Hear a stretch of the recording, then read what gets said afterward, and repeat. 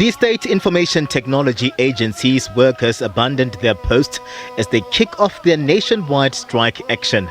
The strike could derail plans by the new CEO Bongani Mabaso to forge partnerships to better ensure that SITA is able to provide government departments with optimal ICT services. The impact is not only for SASA recipient, because the employer is saying, we must think about our gogos that are not going to get paid.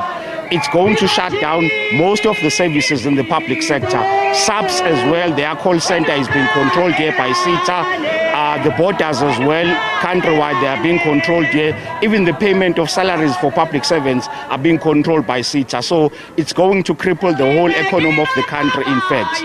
Government departments and the wider public sector alone spend around 100 billion rand per year on ICT procurement, with SITA only getting a small slice of that, some 6 billion rand. The workers are pushing for an inflation-linked 7.5% salary increase, which they believe the employer can afford after having moved from their initial demand of a 12% salary hike.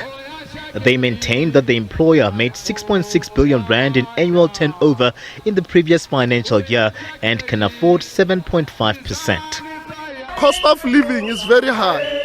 The workers cannot even afford the transportation. Most of them are using public transport. The food price is very high. The inflation is very high. They pay a lot of money for bonds. Therefore, we cannot just accept this 5%. It's an insult. They are pleading poverty. They are indicating that they do not have enough budget to cover our demand. But we are saying they are negotiating in bad faith because they are not coming to the table with the financial books. But SITA says what the workers are demanding is unaffordable.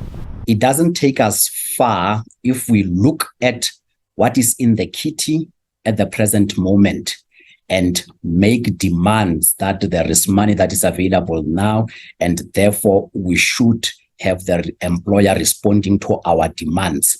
When the effect of that in the long run will mean that the business will not be able to sustain itself, which could result in unintended consequences in the form of retrenchments. The company has a revenue of 6 billion, which should be understood to be money that must be used, that must be invested in order to sustain the business going forward. SITA has sought to assure the public that there have not been any disruption of services and that contingency measures have also been put in place to avert the disruption from the strike.